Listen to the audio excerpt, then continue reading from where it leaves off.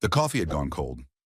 Third cup this morning, and I forgot about it again, staring at the picture of Esther on the mantelpiece. Today is exactly 5 years since she passed away. I still wake up at night and reach for her side of the bed. Emptiness. 42 years together, and now it's just me in this old house in Schaumburg that seems too big for one. My name is Hubert Teddington. I'm 68 years old, and for the last 5 of those years, I've been learning to live alone. It's not that I don't have anyone to talk to. Neighbors drop by occasionally. There are a few buddies from the construction company where I worked as an engineer for nearly 4 decades. But that's not the same as family. And I do have a family, technically. Son Wilfred and his wife Ennis live 40 minutes from here, in an upscale neighborhood, in a house with a pool and tennis court, a house they can't afford but rent anyway. Wilfred has always lived beyond his means. In high school, he begged for money for expensive sneakers, then for a fancy car in college. Now he's 43 and he's still begging. I pour my cold coffee in the sink and look out the window at my neat garden. Esther loved tulips. I plant new bulbs every spring, even though my knees aren't the same and it's getting harder to bend over. The phone rings unexpectedly loud, making me wince.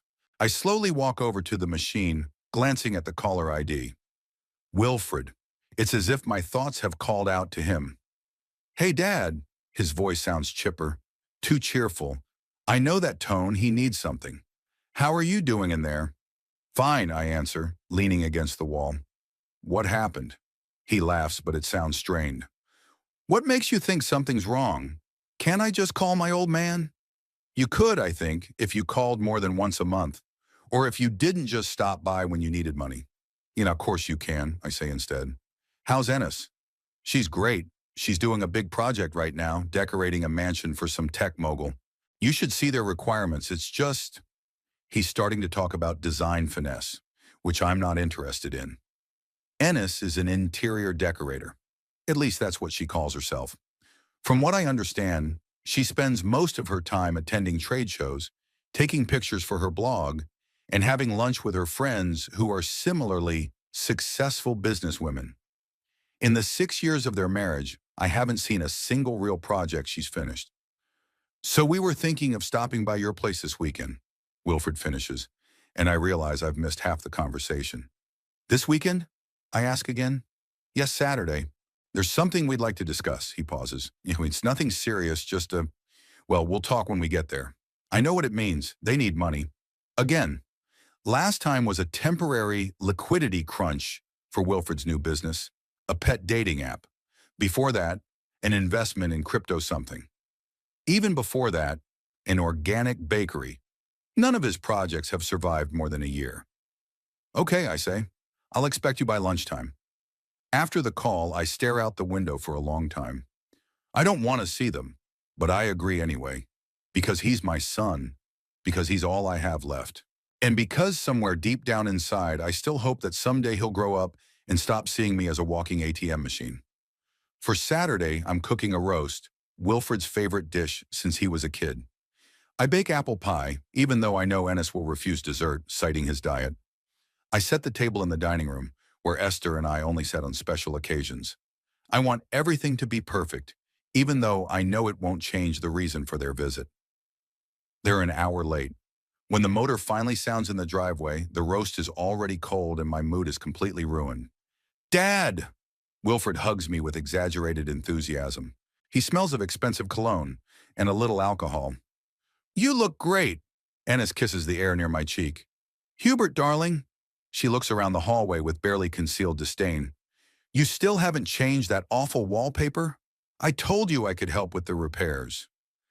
I like my wallpaper, I reply. Esther picked it out. Mentioning my late wife usually silences them for a while. It works now? Ennis presses his lips together and walks into the living room, where he immediately plunges into his phone. At dinner, they barely touch their food. Wilfred talks about his new project. This time it's real estate consulting. Something to do with evaluating neighborhoods for investment. I nod and pretend to be interested. So what's the conversation? I finally ask when Ennis looks at his watch for the third time. They glance over and Wilfred sets his fork aside. Dad, Ennis and I are worried about you. He begins in the tone he usually uses when talking to small children. You're here all alone in this huge house. You're 68, and 68 isn't that much, I interrupt. I'm perfectly fine. Of course you are, he agrees quickly. But we were thinking, there's a great place not far from here. It's called Sunny Hills. It's kind of an active retirement community. A retirement home, I say bluntly. No, it's not, Ennis exclaims, finally getting off the phone. It's an assisted living facility. It has a pool, a tennis court, its own clinic, organized activities, and I'll be surrounded by people my age who are just waiting to make new friends. I finish for her. No, thank you. Hubert, Ennis leans forward, her perfectly painted lips curving into a fake smile. You need to think about the future. This house needs maintenance. There are so many stairs you could fall, and Sunny Hills will take care of you. What's going to happen to the house, I ask, looking at my son. He looks away. Well, it could be sold or rented out. I could look into it. I have connections in agencies. That's it. The house. They want my house. A 3-story Victorian mansion in the upscale Schomburg neighborhood, built in the 19th century and completely restored. Esther and I bought it 40 years ago when it was in terrible condition, and we put our souls into every inch of it. Now its market value must be over $2 million. I'm not moving anywhere, I say firmly, and the house isn't for sale. Wilfred sighs. Dad, we just want you to be comfortable and safe. I'm comfortable and safe here, I reply. And let's get this over with. The rest of lunch passes in strained silence. They leave right after coffee, without even touching the pie. Ennis suddenly remembers an important meeting, and Wilfred backs up this lie with feigned regret. After they leave, I sit in a chair by the fireplace, looking at Esther's picture. She would know what to say. She always found the right words for Wilfred, even when he was an insufferable teenager who thought the whole world owed him. The next morning, going through the mail, I find a strange envelope from the bank. Inside is a notice that my notification settings and contact information have been changed in my account. Now all messages will come to an email I don't recognize. I immediately call the bank. After a long wait on the line and several switchovers from one operator to another, I am told that the changes were made online, using my username and password. But I didn't make any changes, I say, and I don't have that email address. Sir, the system shows that the login was done with your credentials, the girl on the other end of the line repeats. But we can reset the settings and set a new password if you come to the branch with your ID. I promise to come the next day and hang up. Something's not right. I didn't give my bank info to anyone, and I certainly didn't change my account settings. Going up to my office, I open the desk drawer where I keep important documents. The folder with the bank statements is there, but there's something wrong with it. Normally, I stack the papers by date, with the most recent on top. Now they're jumbled, and some are missing. I methodically check the rest of the papers: home insurance, health insurance, tax returns. All slightly out of place, as if someone had looked through them and carelessly put them back. In the back of the drawer is a folder of legal documents. Opening it, I see a copy of the power of attorney I signed last year when I was in the hospital with severe pneumonia. The power of attorney authorizes Wilfred to act on my behalf in the event that I am unable to do so myself. I only agreed to it because the doctors weren't sure I would make it, and Esther was no longer there to take care of everything. I recovered, but the power of attorney remained valid. I never thought of revoking it. Why should I? Wilfred is my son. I trusted him. Now, looking at the document, I feel a chill run down my spine. Could he have used the power of attorney to access my bank accounts? Change the settings? Check my balance? No, this is paranoia, I tell myself. Wilfred isn't perfect, but he wouldn't steal from his own father. But as the day turns to evening and evening to night, the doubts gnaw at me more and more. I remember the last time I visited, Wilfred came upstairs for a few minutes, saying he wanted to borrow a book from my library. I didn't pay much attention to it at the time. But what if he had come into the study? What if he was looking for something specific? In the morning, I drive to the bank. A young employee checks my credentials and restores my account settings. I ask him to show me the latest transactions. Everything's fine, sir, he says, looking at the monitor. No withdrawals in the last month except for your regular utility bills. I'm relieved, but I ask him to print out the statement anyway. Need to be sure. Back home, I find my phone is dead and turn it on. 3 missed calls from Wilfred. Strange. He doesn't usually call this often. Before I can call back, the phone rings again. Wilfred. Dad, finally, I've been trying to reach you all day. His voice sounds strained. I was at the bank, I answer simply. A pause, too long a pause. At the bank? Why? I can hear the anxiety in his voice. Someone changed my account settings, I say, listening carefully to his reaction. I had to go and sort it out. Ah, another pause. Everything okay? Seems to be. I pretend not to notice his nervousness. Just some kind of glitch in the system, I guess. Well, it's good that it's resolved. He's clearly relaxing. Listen, Ennis and I were thinking, why don't you come over for dinner Friday night? We'll discuss that house thing again. No rush. I know they're not going to back down. They'll keep pushing until they get what they want. My house, my money, everything I've accumulated in my life. But right now, I'm going to play their game. Okay, I agree. Friday. Hanging up the phone, I look at my bank statement. Everything looks normal, but something keeps bothering me. The intuition I've learned not to ignore over the many years I've worked construction screams danger. I pull out the power of attorney and reread it carefully. A full power of attorney, authorizing Wilfred to handle my assets, my accounts, my investments, everything. In the event of incapacity, the document says. But who determines incapacity?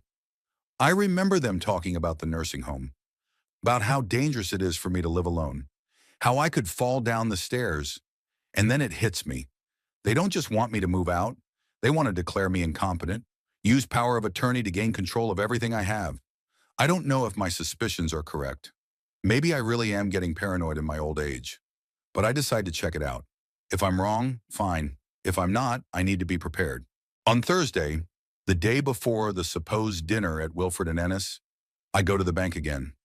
This time I ask another employee to show me all the login attempts to my account for the last month. There are several logins here from an unknown device, sir, the employee says, frowning. On the 3rd, 7th, and 12th. Was that you? No, I answer, feeling my heart clench. It wasn't me. The morning began with rain. The drumming on the roof woke me up earlier than usual. I lay in bed listening to the sound of the water and thinking about yesterday's visit to the bank. Something was going on behind my back, and I didn't like it at all. After breakfast, I decided to call Wilfred directly. Let him explain the strange activity in my bank account. But my son's phone was silent, no answer, not even voicemail. I tried calling Ennis, same result. I was being deliberately avoided, and that only increased my suspicions. The rest of the day passed in anxious anticipation. I checked all the documents again, called the bank to make sure there were no new attempts to log into the account. Everything seemed calm, but the premonition of trouble did not leave me. In the evening, when I was about to go to bed, the doorbell rang. It was Martin Brooks, my old friend and neighbor. Hubert, sorry for the late visit. He looked worried. Shimranam, you weren't answering your phone, so I thought I'd stop by. Calls? I frowned. My phone had been silent all day. Martin strode into the house, shaking the raindrops off his raincoat. That's odd. I called 3 times. I thought maybe you were sick or something had happened. I checked my phone. Indeed, 3 missed calls from Martin. How could I not have heard? There must be something wrong with the machine, I mumbled. Come in, have some tea. We settled down in the living room. Martin told me the latest news from the neighborhood, but I listened half-heartedly. My thoughts returned to Wilfred and the strange events of the last few days. Shapruni, so your son's company is bankrupt after all, Martin said, pulling me out of my thoughts. What? I straightened up in my chair. What did you say about Wilfred's company? Martin looked at me with surprise.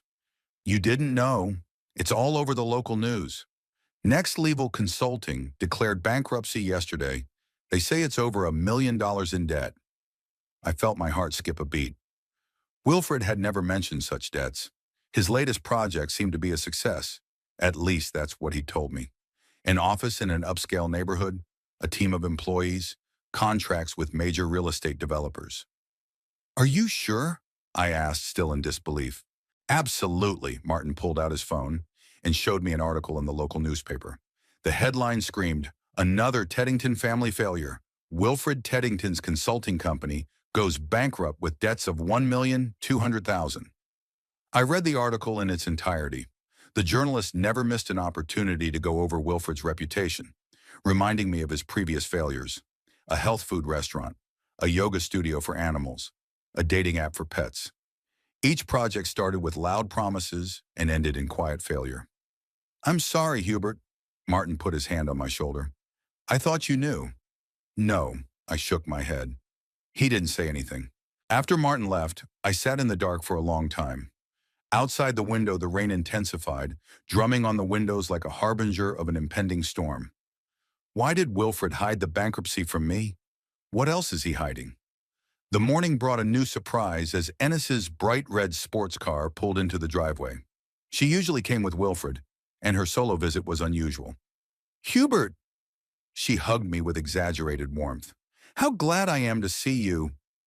Ennis looked as flawless as ever, perfect hair, designer clothes, immaculate makeup. But something in her eyes betrayed tension. "Come on in." I let her in. "Tea?" "Oh, I'd love some." She walked into the living room, eyeing the room with her usual appraising gaze. "You still haven't changed those old curtains? I might be able to help update the decor."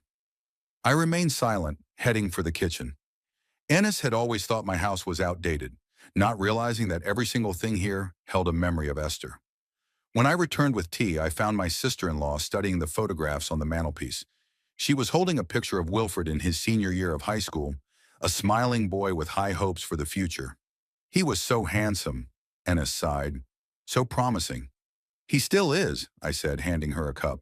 "It's just that he has trouble keeping his promises." Ennis pressed her lips together. "Hubert, don't start. Wilfred is trying very hard." "So much so that his company went bankrupt?" I decided not to beat around the bush. "I read it on the news yesterday." Ennis's face changed. The smile was gone, the eyes cold. "So you know," she set the cup aside. "Well, that makes it easier to talk." "What conversation, Ennis?" "Hubert," she leaned forward, "we need your help. Wilfred's, a little bit of a financial emergency. Minor." I couldn't contain my sarcasm. $1,200,000 in debt is a little hiccup. "It's not that bad," she dismissed it. "Marcer, most of it can be restructured, but there are urgent payments that need to be made immediately. Otherwise—" "Or else what?" Ennis lowered her eyes. "There could be legal problems. Wilfred took prepayments from several clients but didn't do the work. If they sue," I sighed, "it's always the same story. Wilfred takes the money, promises gold, and then it all falls apart." "How much do you need, I asked, already knowing I wouldn't like the answer. $150,000, she said quickly, as if she hoped it would seem smaller if I said it sooner. "It would help us close the most urgent debts and avoid lawsuits." I remained silent, looking at her. 150,000. A huge sum. Money I'd been saving for years for a rainy day. "What about the house?" I asked. "Cars? All the luxuries you live in?" "The house is mortgaged," she shrugged. "We're 3 months behind on our payments. The bank is preparing to evict us. The cars are leased, and the company is already demanding them back." I shook my head. They'd been living in debt for years, creating the illusion of wealth they never had. "Ennis," I said softly, "I can't give you that money." "What?" She looked as if I had slapped her. "But why not? You've got savings." "I know I do. It's not about whether I have money or not," I tried to say calmly. "It's that this money is never coming back. Just like all the money I've ever given Wilfred before." "He's your son," she sounded hysterical. "You have to help him." "I've been helping him all my life," I replied. "And what did it lead to? At 68, I'm still supporting a grown man who hasn't learned to take responsibility for his actions." Ennis stood up, her face contorted with anger. "That's fine. That's just fine. So you don't care what happens to us? That we might end up on the street? That Wilfred could be prosecuted for fraud?" "I care about my son," I said, "but I will no longer save him from the consequences of my own decisions. Perhaps if he faces reality, it will be good for him." "Oh, you're so wise," she curled her lips in a grin. "So principled. What would Esther say if she knew you'd left her son in the lurch? The mention of my late wife stung, but I didn't let it show. Esther never approved of Wilfred's irresponsibility, I answered calmly, and she would agree that it was time for him to grow up. Ennis grabbed her purse and headed for the exit. You're going to regret this, Hubert. Mark my words. The door slammed shut with such force that the glass shook. I sank into the chair, feeling my heart pounding. The threat in Ennis's words was clear. What were they up to? The day passed in anxious thoughts. I called the bank to make sure my accounts were safe. The employee assured me that no suspicious activity had been reported, but I decided to visit the branch in person the next day anyway, and perhaps withdraw some money in cash. In the evening, I tried to call Wilfred, but his phone was still not answering. I left a message asking for a call back, but without much hope of a response. Before going to bed, I went down to the kitchen for a glass of water. As I passed the study, I noticed the door was ajar, though I remembered closing it. Something rustled inside. Cautiously peeking through the crack, I saw Ennis. She had come back into the house, apparently through the back door, which Wilfred had the key to. My sister-in-law was methodically going through the papers in my desk, obviously looking for something. I was about to go in and demand an explanation, but at that moment her cell phone rang. Ennis pulled her cell phone out of her pocket and answered it. Yes, I'm in his office, she said quietly. No, he's upstairs sleeping. Don't worry. She was talking to Wilfred, I was sure of it.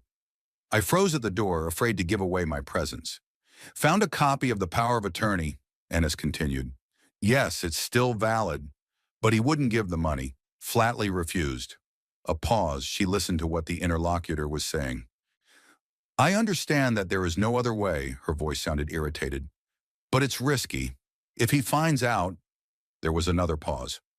All right, she finally agreed. Tomorrow at 10, as agreed. I'll bring all the necessary documents. Are you sure the bank won't verify his personal presence? What if they call him to confirm? She listened to the answer, nodding. I see. So a power of attorney and my presence as his daughter-in-law will suffice. Then I'll see you at the bank tomorrow. And Wilfred, let's make this quick. I want to be done with all this and finally start a new life without constant debt. She ended the conversation and continued her search. I quietly backed away from the door and went upstairs. My heart was pounding like crazy. They were planning to use the power of attorney to gain access to my accounts. Tomorrow at 10 in the morning, they were going to take my money, the money Esther and I had saved up all our lives. I couldn't let that happen. In the morning, before they got to the bank, I had to be there first. I need to revoke the power of attorney, protect the accounts, maybe even withdraw all the money.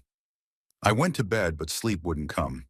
The rain rumbled outside the window, and Ennis's voice sounded in my head. And Wilfred, let's make this quick. I want to be done with all of this, and finally start a new life without constant debt. A new life, at my expense. At the expense of the old man they thought was stupid enough not to notice their machinations. Well, the morning would show who outsmarted whom. I awoke long before dawn. It was a restless sleep with Esther standing by our bedside, saying, Hubert, be careful. I had long ago noticed that in the most anxious moments of my life, she came to me in my dreams, as if trying to warn or protect me. Outside the window, a light rain was drizzling, a continuation of yesterday's bad weather. I lay there listening to the drops pounding on the roof and thought about my plan of action. I had to get to the bank before Wilfred and Ennis, but not too early. I wanted to catch them red-handed. It was the only way to put an end to their machinations once and for all. Getting out of bed, the first thing I did was check the study. There were almost no traces of Ennis's visit last night, except that some of the folders weren't quite where I'd left them. The copy of the power of attorney was gone, but I had the original safely tucked away in the safe. I pulled out the document and reread it carefully. A standard form authorizing Wilfred to act on my behalf in financial matters in the event of my incapacity. The one I'd signed in the hospital when pneumonia had nearly sent me after Esther. It seemed a reasonable precaution at the time. I was alone, my condition critical. Someone had to take care of things. But I recovered, and the power of attorney remained in force. I never thought my own son would use it against me. After a quick breakfast, I called the bank. I needed to know the exact opening time and to make sure my personal manager, Lawrence Pritchard, would be there. Good morning, First National Bank. How may I help you? A friendly female voice answered. "Good morning. This is Hubert Teddington. May I speak to Mr. Pritchard, please?" "One moment, Mr. Teddington. I'll connect you." After a short pause, a familiar baritone was heard. "Hubert, glad to hear from you. What can I do for you at this hour?" "Lawrence, I need to see you urgently. It's about my accounts." "Is something wrong?" There was concern in his voice. "Maybe." I didn't want to go into details over the phone. "What time will you be at the office?" "I'm already here," he answered. I'm preparing documents for the morning meeting. The bank opens at 9, but you can come earlier, and I'll meet you at the service entrance." "Thank you, Lawrence. I'll be there about 9:30. After hanging up, I started to pack. I took out of the closet my best suit, the dark blue one I used to wear to important meetings when I was still working. Esther always said it made me look impressive. I was going to need to look like that today. The drive to the bank took longer than usual. The rain had intensified into a downpour. Visibility was poor, and I drove slowly for fear of an accident. The fragments of an overheard conversation kept running through my mind. "Tomorrow at 10, as agreed. I'll bring all the necessary documents. Are you sure the bank won't check his personal presence?" They were so sure of the success of their plan. As I pulled up to the bank at 9:15, I noticed that the parking lot was almost empty. Only a few employee cars. Lawrence, a tall man in his 50s with a neatly trimmed beard, was waiting for me at the service entrance. "Hubert," he held out his hand to shake. "You look troubled. Let's go to my office and talk." We walked through the empty operating room. The bank had not yet opened to the public. Only a few tellers were preparing their desks. Lawrence's office was in the far corner of the hall, a small but cozy room overlooking the parking lot. He offered me coffee, which I gratefully accepted. It was a cold morning. "So what's bothering you?" Lawrence asked as we settled into our chairs. "My son and his wife are planning to withdraw all the money from my accounts at 10 o'clock this morning," I said bluntly. "They're going to use the power of attorney I signed last year when I was in the hospital." Lawrence frowned. "That's a serious accusation, Hubert. Do you have any proof?" "I overheard them talking last night," I said briefly, "about Ennis's visit and her phone conversation with Wilfred. They think I don't know anything." "I see," Lawrence leaned back in his chair. "What do you want to do?" "First, revoke the power of attorney," I answered. "And then, I want to catch them red-handed. Have them come in, have them try to withdraw the money, and then I'll show up." Lawrence looked at me doubtfully. "Hubert, wouldn't it be easier just to block the accounts? Why the confrontation?" "Because otherwise they'll never stop," I said firmly. "They'll find another way to get to my money. I need to show them once and for all that I'm not a helpless old man who can be fooled." Lawrence sighed but nodded. "Okay, I understand your position. Here's what we'll do. You will now write a statement revoking the power of attorney. We'll enter the information into the system. When your son and daughter-in-law come in, the system will show that the power of attorney is invalid, but the staff member won't tell them right away. He'll call me and I'll contact you. Can you get here quickly?" "I'll be waiting at the cafe across the street," I replied. "It's less than a minute's walk from there to the bank entrance." "Great," Lawrence took out an application form. "Fill this out and we'll get started." While I filled out the form, Lawrence made a few calls, briefing the staff. Then we discussed the details of the plan. I was to leave the bank through the service entrance and move to the cafe across the street. When Wilfred and Ennis showed up, Lawrence would let me know and I would return through the main entrance.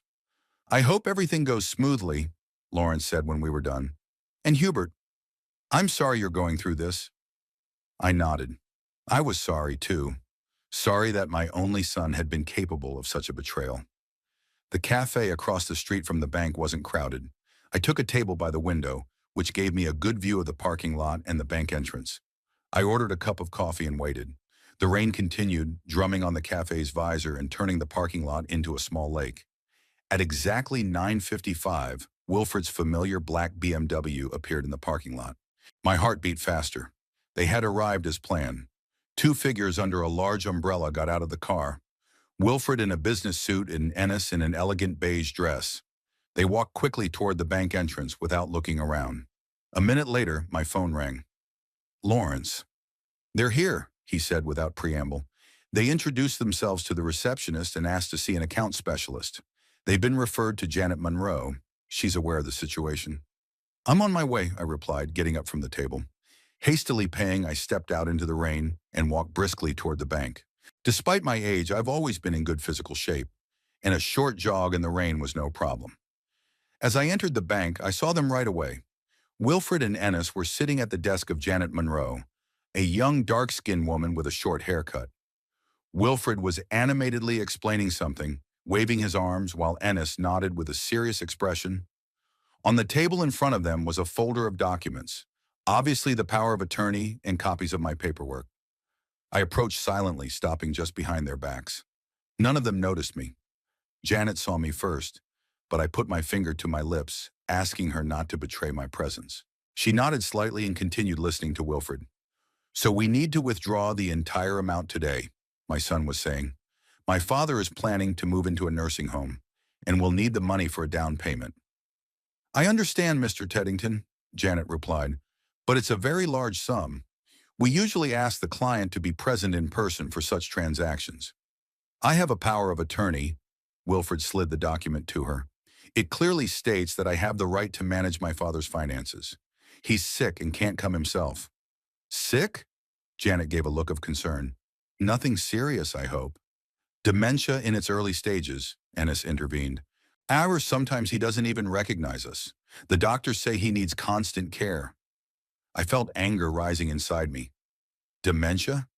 Have they decided to declare me dementia? Hi, I said loudly, putting my hands on the backs of their chairs. Didn't expect to see me here? The effect was immediate. Wilfred jumped like a stung man and turned around. His face, usually confident and glossy, now resembled a mask of horror. Ennis froze, turning her head slowly. The color peeled away from her face, leaving it white as chalk. Daddy? Wilfred whispered. What are you doing here? I could ask you the same thing, I said calmly, walking around the chairs and standing in front of them. But I think I already know the answer. You came to withdraw all my money using the power of attorney I signed when I was sick. Wilfred began to come to his senses. A fake smile appeared on his face. You got it wrong, Dad. We just wanted to... Don't lie to me, I cut him off.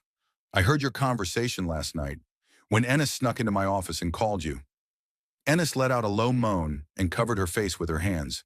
Wilfred threw her an angry look, as if blaming her for the failure. We were acting in your best interest, he began again. You're getting absent-minded, forgetting things. We were afraid you might fall prey to fraudsters. What scammers? I didn't hide my sarcasm. Besides my own son and his wife? That's insulting. Wilfred tried to feign indignation. We are your family. We care about you. Care enough to clean out my accounts and leave me destitute? Wilfred opened his mouth to object, but Janet interrupted him. Minus Mr. Teddington, she said to Wilfred, I must inform you that the power of attorney you presented is invalid. It was revoked this morning. Wilfred turned sharply toward her. What? It can't be. It was valid yesterday. Situations change, Janet remarked dryly. Minus Mr. Teddington Sr. visited the bank this morning and revoked the power of attorney. Wilfred looked at me again, now with undisguised fury. Chirion. You planned the whole thing, he hissed. You knew we were coming. Of course I did, I replied. I'm not as stupid as you think, and I don't have dementia, contrary to what you say. By this time, our conversation had attracted the attention of other visitors to the bank. Several people were openly watching us. Lawrence came out of his office and walked toward our table. Is everything all right, Hubert? He asked. Yes, Lawrence, I answered. We are just finding out why my son and daughter-in-law tried to withdraw all my money without my knowledge. Ennis finally looked up. Her makeup was smeared with tears, but her eyes showed anger, not guilt. Tira, we had the right, she said, suddenly firm. After everything you've done. What did I do? I wondered.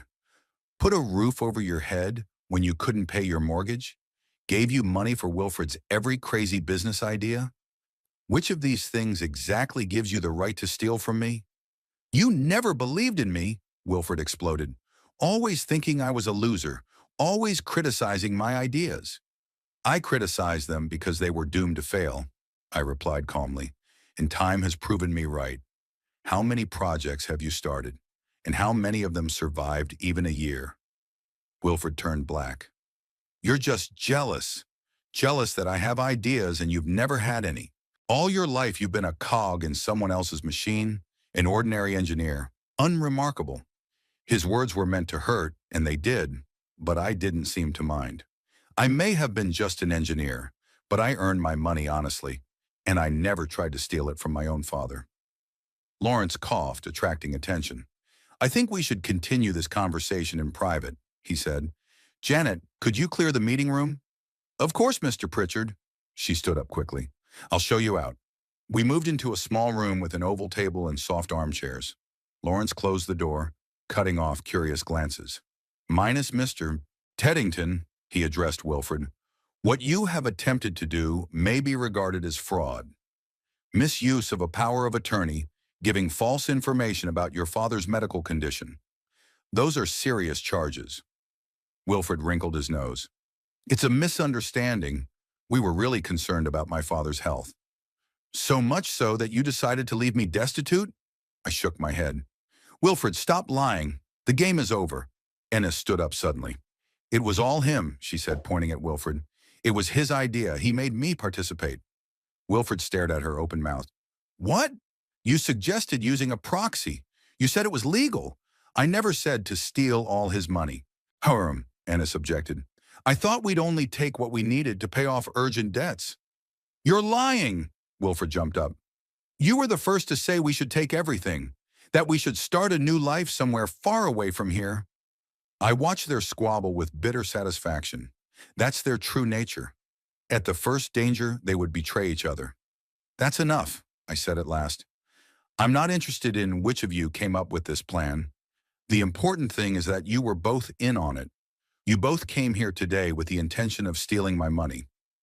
They fell silent, looking at me. Wilfred's eyes were fearful. Ennis's were calculating. What are you going to do? Us? Wilfred finally asked. Are you going to sue us?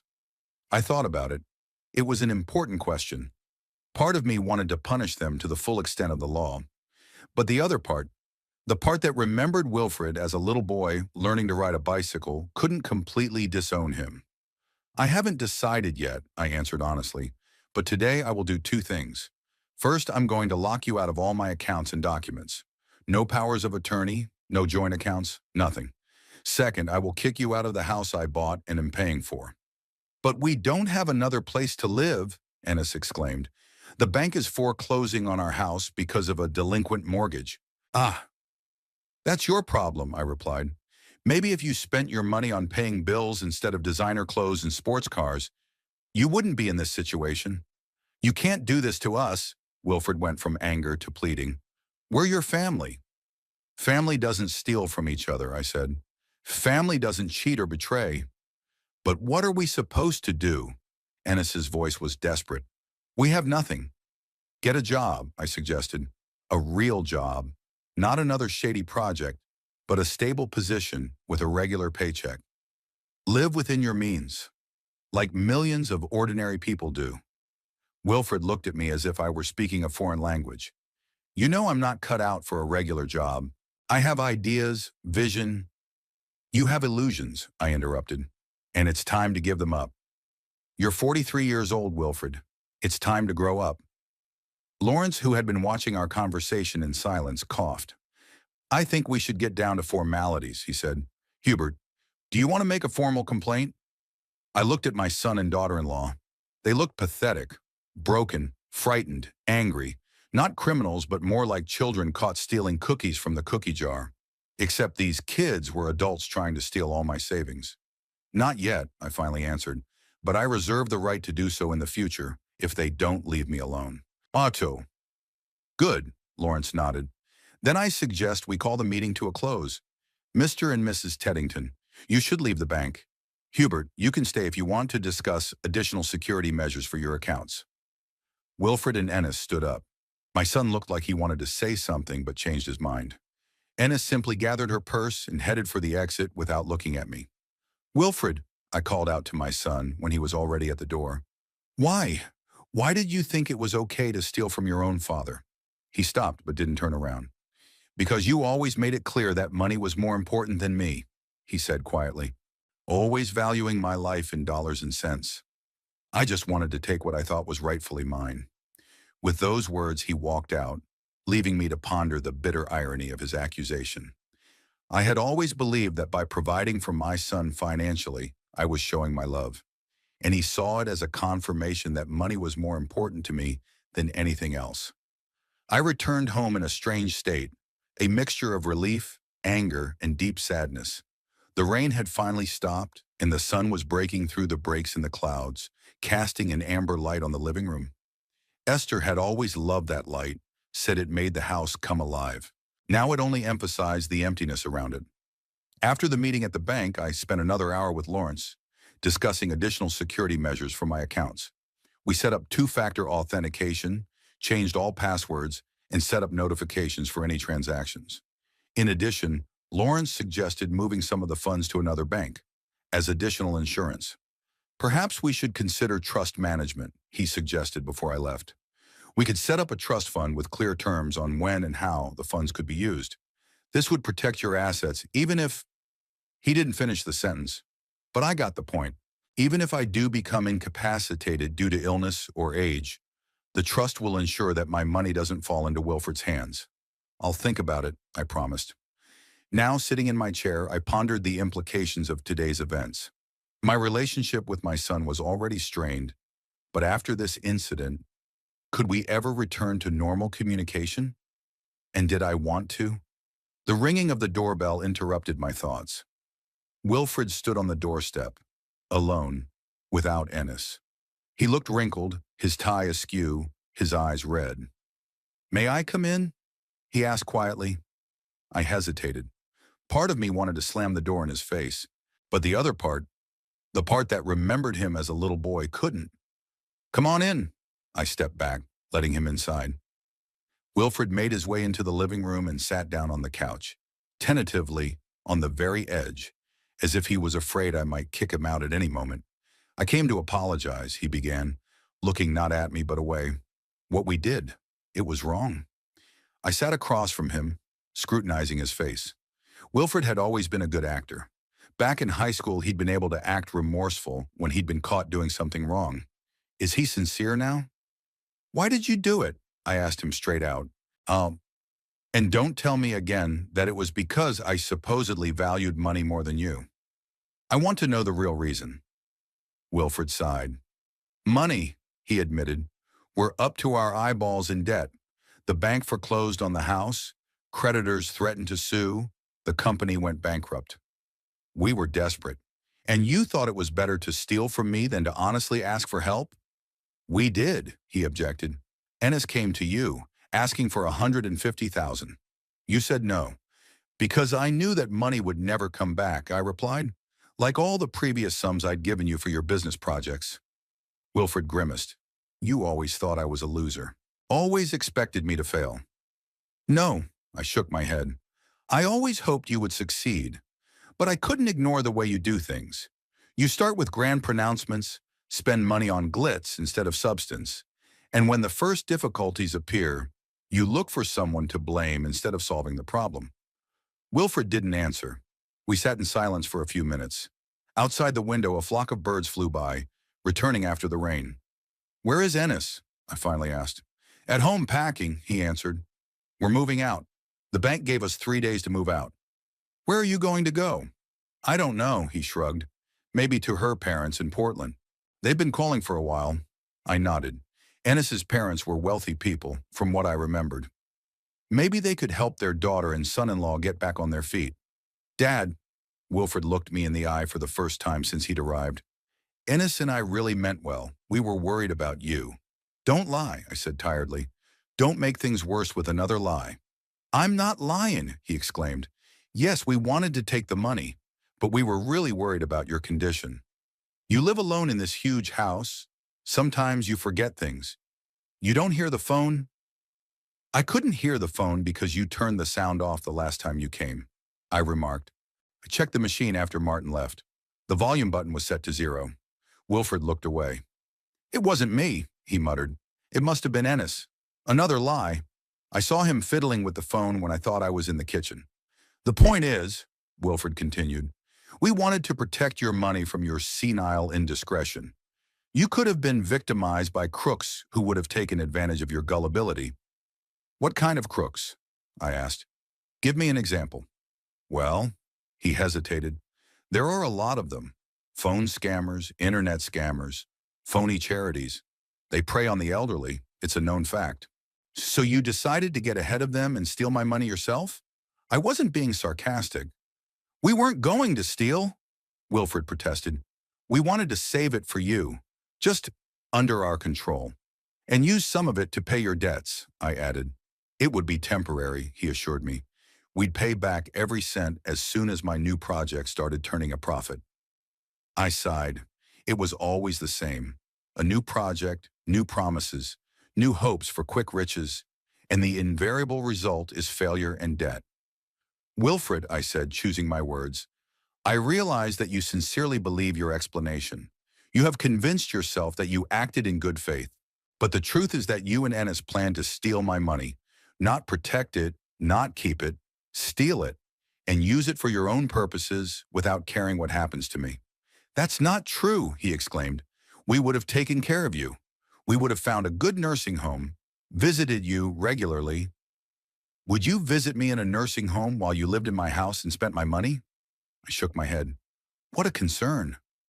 Wilfred stood up, his face red with anger. You're insufferable. You always have been. You think you know best. You never listen to anyone else. That's why Mom and... He stopped, but it was too late. I knew what he meant. That's why Mom and what? Sanam, I asked quietly. Go ahead. Nothing, he mumbled, averting his gaze. No, you started it, so finish it, I insisted. That's why Mom and what? Wilfred sank back onto the couch, his shoulders slumped. That's why Mom was so unhappy with you, he said in almost a whisper. She never said it, but I saw it. I saw the way she cried sometimes when she thought no one could see. How she flinched when you came into the room. I felt something clench inside. Esther, unhappy with me?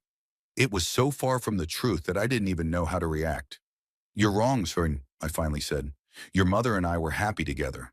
We had our hard times, as all couples do, but we loved each other to the very end. You think so? Wilfred grinned bitterly. Because you only see what you want to see. I looked at my son and didn't recognize him. When did he become so violent, so manipulative, willing to use the memory of his mother to hurt me? I think you should leave, I said, standing up. We'd both said enough. Wilfred stood up too. Fine, he hissed. Stay here alone, with your money and your memories. They're worth more to you than living people. He headed for the exit, but halfway out he stopped and turned around. By the way, the money will still be mine, he said with an unpleasant smile. Chapeau, sooner or later. You'll leave it to me as an inheritance, because there's no one else. I'm your only heir. With that, he walked out, slamming the door so hard that a photograph fell off the wall. The one of the three of us on a picnic by the lake. Wilfred, 10 years old, smiling, holding his first hand-caught catch. I picked up the photo, carefully shaking off the shards of glass. Happy times when we were a real family. Where had it all disappeared to? At what point had my son turned into a man capable of not only stealing from his own father, but using his mother's memory as a weapon? For the rest of the day, I couldn't find a place to be. Wilfred's words about the inheritance kept me on my toes. He was right. By law, all my property would go to him when I died, unless action was taken. In the morning, I called Norman Blackwell, my old friend and attorney. We arranged to meet at his office downtown. Norman met me in his spacious office overlooking the city park. He hadn't changed much in the 30 years I'd known him. The same straight posture, attentive gaze, and neatly trimmed beard, though now completely gray. Hubert, old friend, he shook my hand firmly. It's good to see you. Although, judging by your voice on the phone, it's not a pleasant occasion. Unfortunately, I confirmed, sitting down in the chair he offered me. I told him everything. About the suspicious activity in my bank account, about the overheard conversation, about Wilfred and Ennis's attempt to withdraw all my money, about my son's visit yesterday, and his words about the inheritance. Norman listened intently, taking notes and occasionally asking clarifying questions. When I had finished, he leaned back in his chair and stroked his beard thoughtfully. An unpleasant story, he said. but unfortunately, not uncommon. I've come across similar cases. Children who think they're entitled to their parents' money while they're still alive. What should I do, Norman? I asked. I've already revoked the power of attorney, but Wilfred is right. Legally, he is my heir.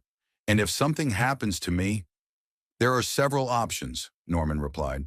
First, we can make a new will where you clearly specify to whom and what you want to leave. If you don't want Wilfred to get your property, you can leave it to someone else. Other relatives, friends, charitable organizations? I don't have any other close relatives, I pointed out. Esther was an only child like me. Her parents died a long time ago, mine too. Then the second option is to set up a trust fund, Norman continued.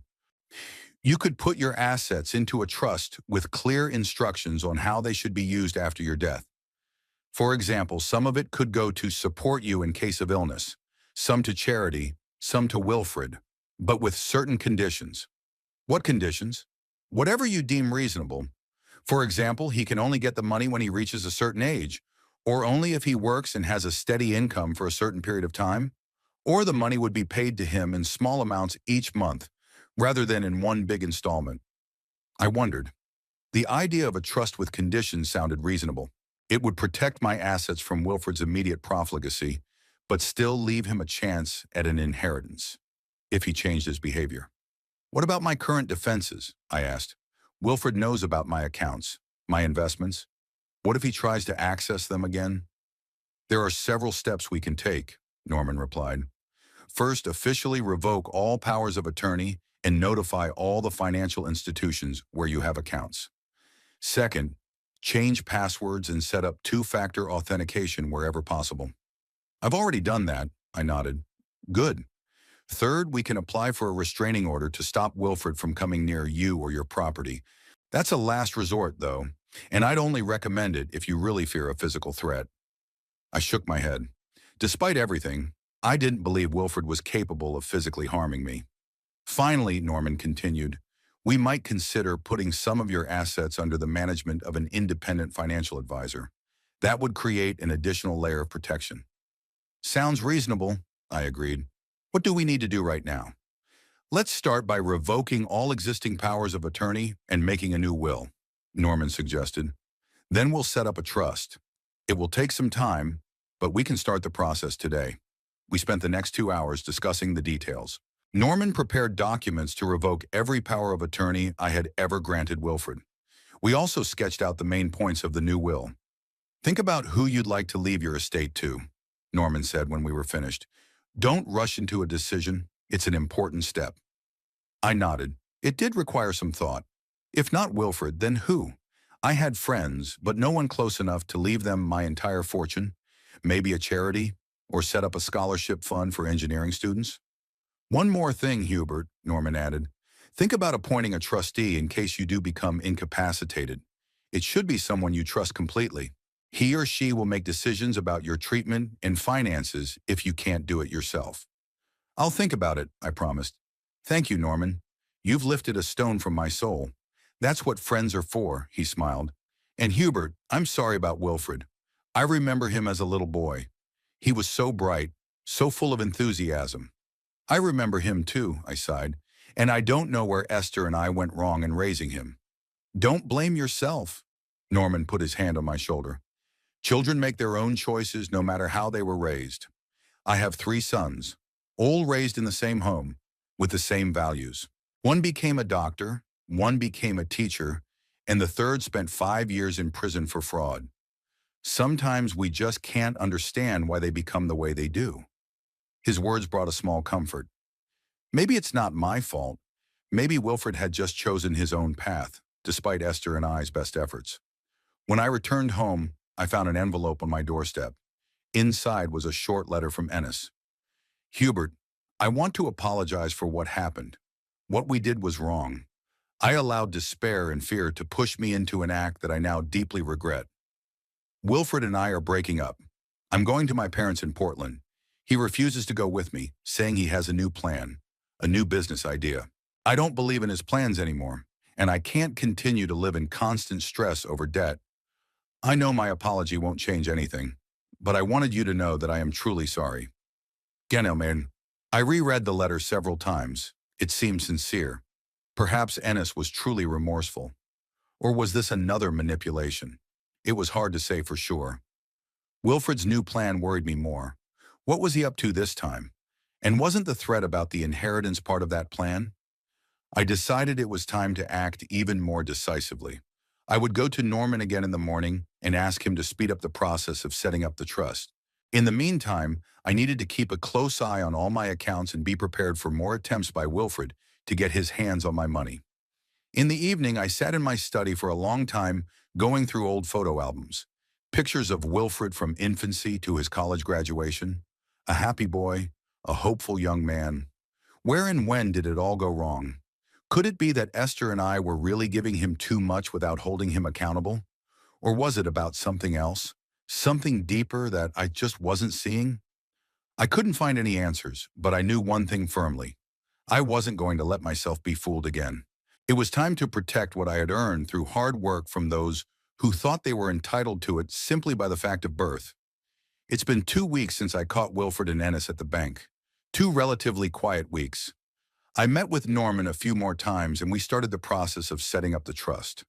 My new will was ready.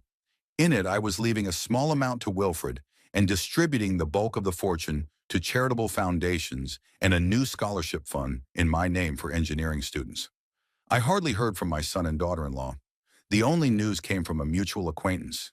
They had indeed moved out of their house, just as Ennis had said in her letter. But contrary to her words, they had not separated. Moreover, they rented a small apartment together near my neighborhood. This surprised me. Why stay so close when you could go to Ennis's parents in Portland? I tried not to think about it, though. I had new interests. Norman introduced me to a group of retired activists who did volunteer work in local schools, helping kids with math and science. My experience as an engineer proved to be in demand, and I began spending 2 days a week helping high school students with physics and math. It was refreshing to see young, inquisitive minds hungry for knowledge. Some of the students reminded me of Wilfred as a child, just as bright, just as enthusiastic. But unlike him, these kids were willing to work hard to achieve their goals. Returning home after another day of school, I noticed Martin Brooks' car in my driveway. Unusual. He usually phoned before a visit. "Hubert!" Martin was up on the porch when I pulled up. "Finally, I've been waiting for an hour." "Martin," I shook his hand. "Sorry, I was at school. I'm helping the seniors with physics." "Really?" He looked surprised.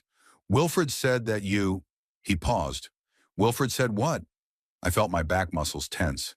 "Never mind," Martin waved his hand. "Can I come in? We need to talk." I led him into the house. Martin looked worried, an unusual state of mind for this normally unruffled man. "What's wrong?" I asked when we were settled in the living room. "Hubert, you've been my friend for 30 years, Martin began, "and I feel it is my duty to tell you. Well, Wilfred's been spreading some strange rumors about you." I gripped the armrests of my chair. "What kind of rumors?" "He says that you—" Martin hesitated. "That you're losing your mind? That you're getting dementia? That you've become forgetful, paranoid? That sometimes you don't recognize people?" I took a deep breath. So they're still playing their game. I can see why I should have stayed in town instead of going to Portland. Who is he telling this to? Anyone who's willing to listen. Martin shook his head. "I heard it from the Jenkinses. They met Wilfred and Ennis at the supermarket. Then Eleanor Peabody called, asking if it was true that you weren't leaving the house and talking to Esther as if she were still alive." I felt my anger boiling over. To use Esther's memory for such dirty manipulation was out of line. "It's an absolute lie," I said, trying to speak calmly. "I'm perfectly fine, as you can see." "I know," Martin nodded. "That's why I came to you. I wanted to be sure and warn you. I think Wilfred is up to something." "Custody," I said grimly. "He wants custody of me. If he can convince the court that I'm incompetent, he'll have control of all my finances and property." Martin whistled. "A serious accusation. But maybe you're right. That would explain why he's spreading these rumors." "To create public opinion," I nodded, "so that when the case went to trial, there would be witnesses ready to testify that they'd seen signs of mental deterioration in me." "But that's easy to disprove," Martin objected. "You're obviously sane. Any doctor will confirm that." It's not that simple. I remembered what Norman had told me about such cases. In custody cases, a lot depends on who files first and what evidence is presented. If Wilfred can find a doctor willing to back up his story, and if he has enough witnesses. But that's fraud. Martin was indignant. Of course it is. But it's not easy to prove that the doctor deliberately made a false diagnosis, or that the witnesses are lying, not just wrong. We were silent. It was beginning to get dark outside the window. Long shadows from the trees lay on the front lawn. "What are you going to do?" Martin finally asked. "I'm going to talk to Norman first," I answered. "I need to know what my legal options are. Maybe I could countersue for defamation or something like that." "Oh, that's a good idea," Martin nodded.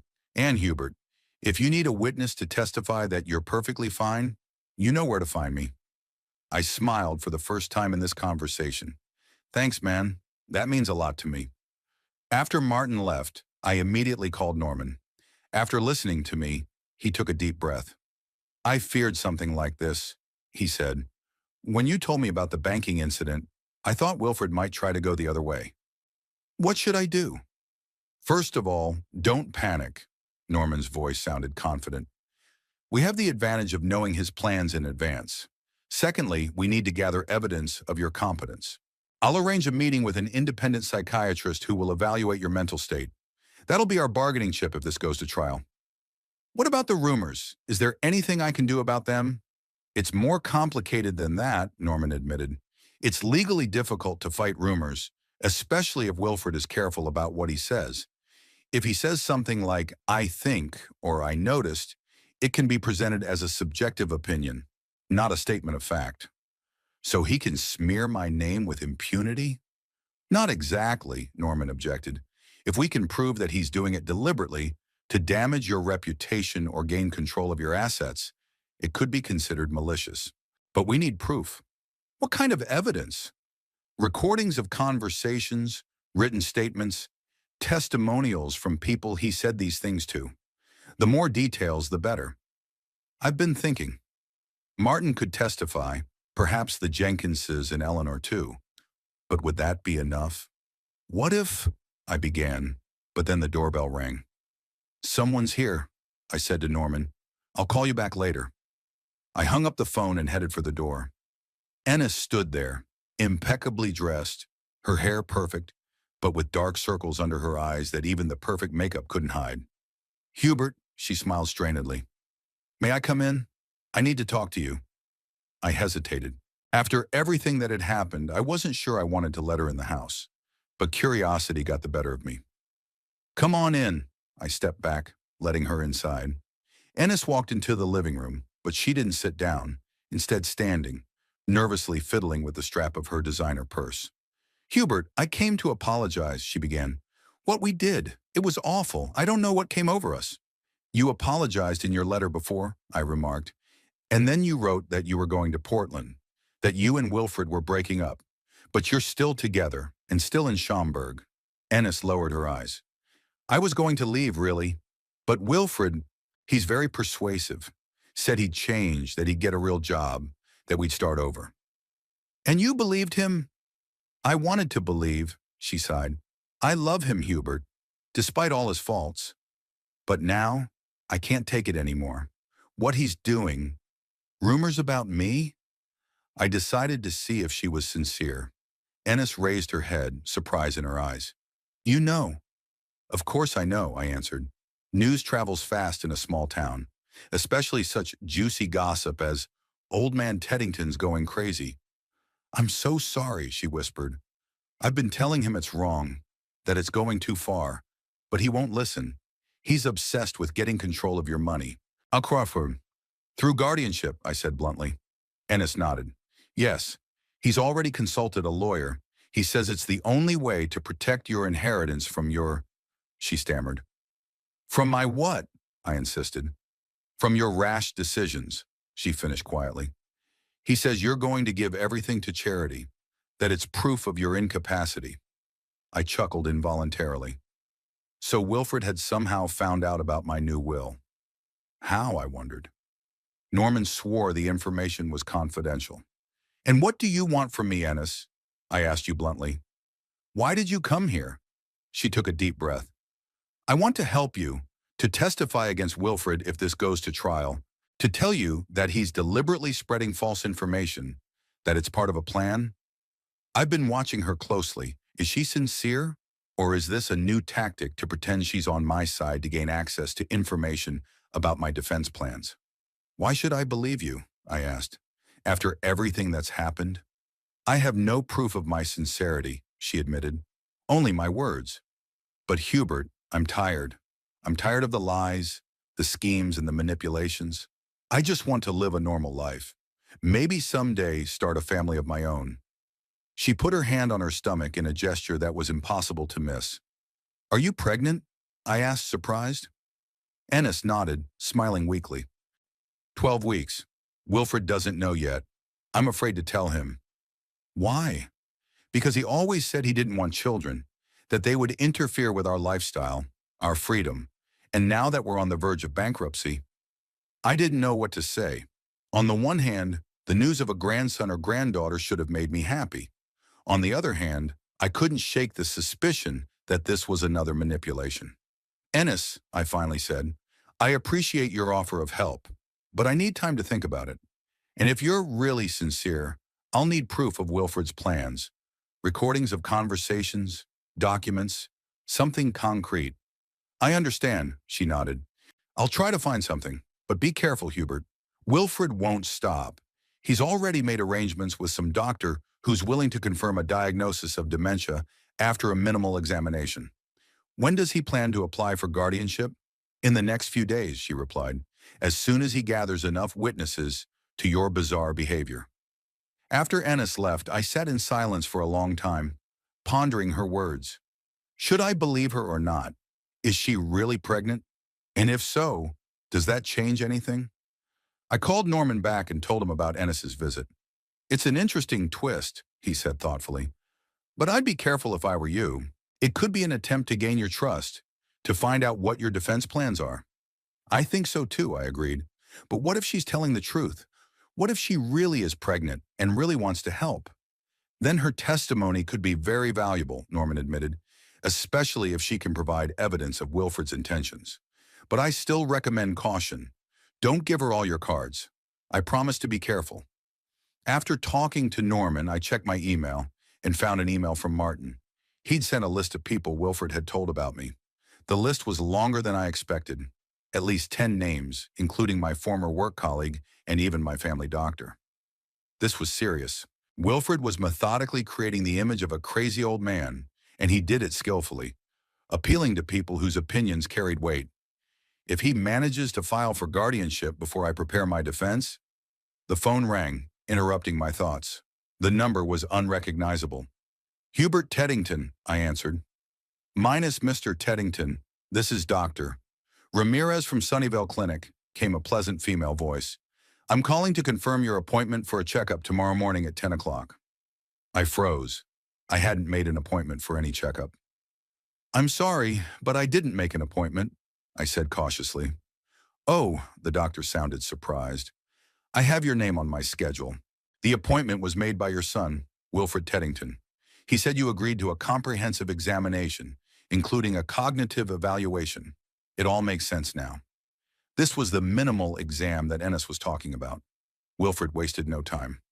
Dr. Ramirez, I said, trying to speak calmly, I did not consent to this examination, and I have no intention of attending. Furthermore, I ask that you go on record as not authorizing my son to act on my behalf in medical matters. Yeah, understand, the doctor was clearly confused. I apologize for the inconvenience. I'll cancel the appointment. After that call, I could feel the anxiety building inside. Wilfred was acting faster than I'd anticipated. If he'd already started organizing medical exams on my behalf, what was next? Falsified test results? Declarations of my incapacity signed by bought doctors? I called Norman again and told him about the call. This changes things, he said seriously. We have to act now. Tomorrow morning, I'll file a restraining order that will prohibit Wilfred from acting on your behalf in any matter, medical, financial, anything. In addition, we need to expedite the trust. The sooner your assets are protected, the better. What about Ennis's suggestion? I asked. Would it be worth the risk to accept her help? Shouldn't remain. Under the circumstances, Norman thought, any help can be useful. But be very careful. Don't tell her about our plans. Don't show her any documents. If she really wants to help, let her provide information about Wilfred's plans, but nothing more. I agreed with this strategy. After talking to Norman, I felt a little calmer, but the anxiety wasn't completely gone. Wilfred was clearly determined. And if what Ennis had said was true, and he was willing to go to the trouble of falsifying medical records, I spent a restless night, waking up at every rustle. In the morning, barely dawning, I called Norman again. We agreed to meet at his office at 9 o'clock to prepare all the necessary documents. As I was packing, I noticed a strange car parked across the street from my house, a gray sedan with tinted windows. I didn't pay much attention to it, but when I left the house, I saw that someone was sitting in the car, and that someone was clearly watching my house. I decided to check it out. Crossing the street, I went straight to the car. The driver, noticing me, started the engine and drove away quickly, not giving me a chance to see his face. But I'm pretty sure it was one of Wilfred's friends, Gregory Klein, who they went to college with. Surveillance? Now Wilfred had stooped to that? Or were they trying to catch me doing something that could be used as proof of my incapacity?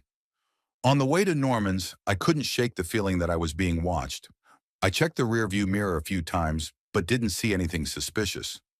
Perhaps paranoia was starting to take over. Exactly what Wilfred had accused me of. Norman met me in his office with the paperwork ready. I filed a restraining order, he informed me. The judge will consider it this afternoon. There's a good chance it will be granted, given the circumstances. What about the trust? The documents are almost ready. He showed me a folder of papers. We just need to finalize a few details and sign. After that, your assets will be protected from any attempt by Wilfred to access them. I nodded, feeling somewhat relieved. But an inner voice told me that this was only the beginning of the fight. Wilfred wouldn't back down that easily, especially now that he realized I was actively opposing his plans. What should I do next? I asked Norman. Sit at home and wait for Wilfred to gather enough witnesses for his custody petition? No, Norman replied firmly. You should live a normal, active life. Continue your volunteer work at school, see your friends, participate in community events. The more people who see that you are fully competent, the harder it will be for Wilfred to convince the court otherwise. I agreed with this strategy, but I couldn't shake the feeling that I was under siege in my own city. Every glance from a neighbor could be an assessment. Was I showing signs of dementia? Every conversation could be a check. Am I mixing up facts, forgetting names? When I got home, I was in for another surprise. There was a message from social services on my answering machine. Someone anonymous expressed concern about my condition and ability to care for myself. The social worker asked me to call back and make an appointment to assess the situation. This was already crossing the line. Wilfred wasn't just spreading rumors, he was actively engaging official bodies. If I didn't know what he was planning in advance, if I wasn't prepared to defend myself, I could be trapped in a bureaucratic system where I would have to prove my competence. I could feel the anger building. How could my own son do this to me? Had the lust for money so clouded his mind that he was willing to destroy his father by declaring him insane? At that moment, I realized that ordinary protective measures might not be enough.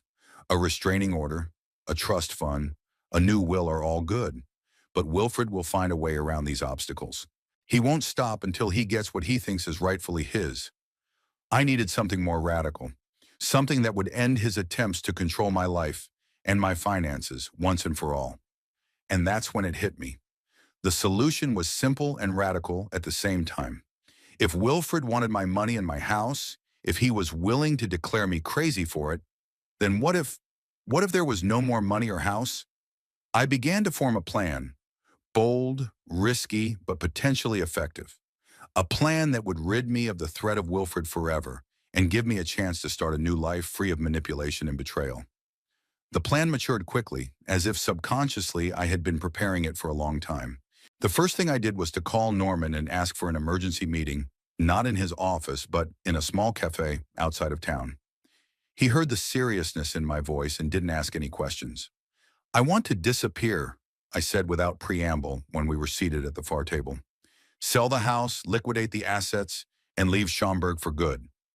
Norman stared at me for a few seconds, then nodded slowly. It's radical, he said at last, but under the circumstances, perhaps justified. Tell me more about what you have in mind. I outlined my plan: sell the house through an out-of-town agent so that the information wouldn't leak out before it did. Transfer the money to new bank accounts where I have no history. Sell or donate most of my possessions, leaving only what can be easily transported. And finally move to a town where no one knows me, where I can start my life over again without Wilfred's shadow over my shoulder. Sounds doable, Norman said after some thought. But there are legalities. For example, selling the house will take time. It's usually not a quick process. I'm willing to sell below market value, I replied. For a quick transaction, that would speed up the process, Norman agreed, but it will still take at least a month for all the formalities. And there's another problem. Wilfred is probably watching your actions. If he notices any suspicious activity, he may accelerate his plans to get custody. So you have to do everything in secret, I said. I'll go about my business as usual. I'll continue my schoolwork, I'll see my friends. No one can suspect that I'm preparing to leave. Norman nodded. I'll help in any way I can. I know a realtor in Portland I can trust, and I know a good financial advisor who can help with the transfer of funds without a lot of fuss. We spent another 2 hours in the cafe discussing the details. By the end of the meeting, I had a clear plan of action for the coming weeks. Norman promised to handle the legal side of the matter, and I had to prepare for the sale of the house and the sorting out of the property. I spent the next few days methodically executing the plan. I went to school in the mornings, helped students with physics and math, and socialized with other volunteers. No one would suspect that I was planning a drastic change in my life. In the evenings, when the chances of unexpected visitors were minimal, I sorted out my belongings. I decided to keep most of the furniture. It was old and had value only to me because of the memories associated with it. Clothes I sorted through, half for charity, half to take with me. Books, tools, kitchen utensils. Everything was evaluated in terms of need in my new life. The hardest part was deciding what to do with Esther's personal belongings. Her dresses still hung in the closet. Her jewelry lay in a box on the dressing table. Her favorite cup stood on the kitchen shelf. Each item held a piece of her soul, and it was agonizing to part with them. In the end, I decided to take only the most important things with me: the wedding ring she had taken off before her last hospitalization, the album with our wedding photos, her diary that she had kept all her life. The rest had to be left behind. There was no room for a lot of baggage, both physical and emotional, in her new life. A week after our conversation, Norman told me that he had found a buyer for the house, a married couple from Seattle, who were looking for a house in exactly this style and were willing to pay a good price, albeit below market value, for a quick transaction with no questions asked. They agreed to all of your term, Norman said, including an expedited process and confidentiality. They won't spread the word about the purchase until the deal is finalized. At the same time as selling the house, I was dealing with financial issues. With the help of Norman's recommended advisor, I opened new accounts at 3 different banks, distributing funds among them for added security. Moved all my investments into more liquid forms so that I could have quick access to money when needed. All the while, Wilfred continued his campaign. I learned from Martin that rumors of my fortune were spreading more widely. Wilfred even organized a small neighborhood meeting, ostensibly to discuss neighborhood beautification, but really to tell a heartwarming story about his father, who was slowly losing touch with reality but refused to accept help. Social services called again, insisting on a meeting. I politely but firmly declined, citing a busy schedule and feeling great. The woman on the other end of the line sounded skeptical, but couldn't get me to agree to an evaluation without my voluntary consent or a court order. I hadn't heard from Ennis since her visit. Perhaps she changed her mind about helping me, or Wilfred learned of her intentions and did something about it. Either way, I was grateful for her warning. It spurred me into decisive action before Wilfred's plans materialized. Finally, after 3 weeks of hard work, everything was ready. The house was sold, the money was transferred to new accounts, and the necessary items were packed. I chose Ashland, a small town in Oregon known for its annual Shakespeare Festival and active retirement community, as the site of my new residence. Far enough away from Schaumburg to avoid chance encounters, but not on the other side of the country. My last evening in the house where I've lived for 40 years was filled with nostalgia. I walked around each room, saying goodbye to them, remembering the events that happened here. This living room was where Esther and I spent New Year's Eve with friends. In this kitchen, she taught little Wilfred how to bake cookies. In this garden, I helped my son build his first fort. In the morning, I loaded my things into the car and took one last look around the house. Then I left the keys in the place agreed upon with the new owners and drove away without looking back. The drive to Ashland took almost an entire day. I stopped only for a short rest and refueling. By evening, I arrived at my new home, a small but cozy cottage on the outskirts of town that I had rented in advance online. The first few days in the new place were both exciting and unsettling. On the one hand, I was incredibly relieved that I no longer had to look over my shoulder for fear of surveillance or Wilfred's new intrigues. On the other hand, I was all alone in an unfamiliar city, without friends or familiar surroundings. But gradually I began to settle in. I explored the city, found my favorite cafes and parks, got to know my neighbors. Ashland turned out to be exactly as I had hoped. Calm, cultured, with an active social life for people of my age. A week after my arrival, I signed up at the local community center, which offered a variety of activities for seniors, from computer courses to hikes and excursions. There I met Eleanor Bishop, an energetic 70-year-old widow who was leading a book discussion group. "You're new," she remarked when I arrived at the group's first meeting. "Welcome to Ashland." "Thank you," I introduced myself. "I recently moved here from Washington, D.C." "Oh, and what brings you to our humble little town?" she asked with genuine interest. I had prepared a story in advance, a simple but plausible one. After my wife died, the house was too big and empty. I decided to start a new chapter of life in a place with more sunshine and cultural events. Eleanor nodded understandingly. "Many of us are here for similar reasons. I moved after my husband died 5 years ago. Best decision of my life." Gradually, I got to know the other members of the group. Howard Finch was here, a former literature professor, sharp of tongue but kind-hearted. Marjorie Parker, a former nurse, still moonlighting at the local clinic a few days a week. Luis Ramirez is a former chef who now held cooking classes for anyone interested. They welcomed me into their circle without too many questions, and I soon found myself spending most of my time with them, discussing books, playing chess in the park, attending Shakespeare Festival performances, having dinners together.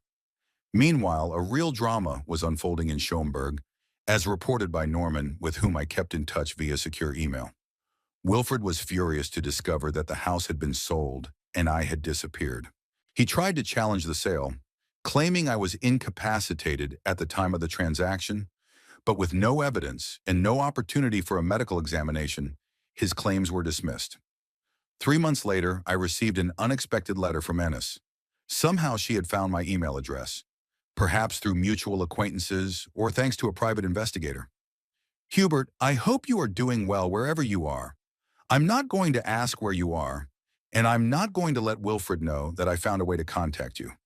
I want you to know that I've left him. For good this time. I'm living with my parents in Portland now. Pregnancy confirmed, now 24 weeks along. It's a girl. I'm naming her Rose, after my grandmother.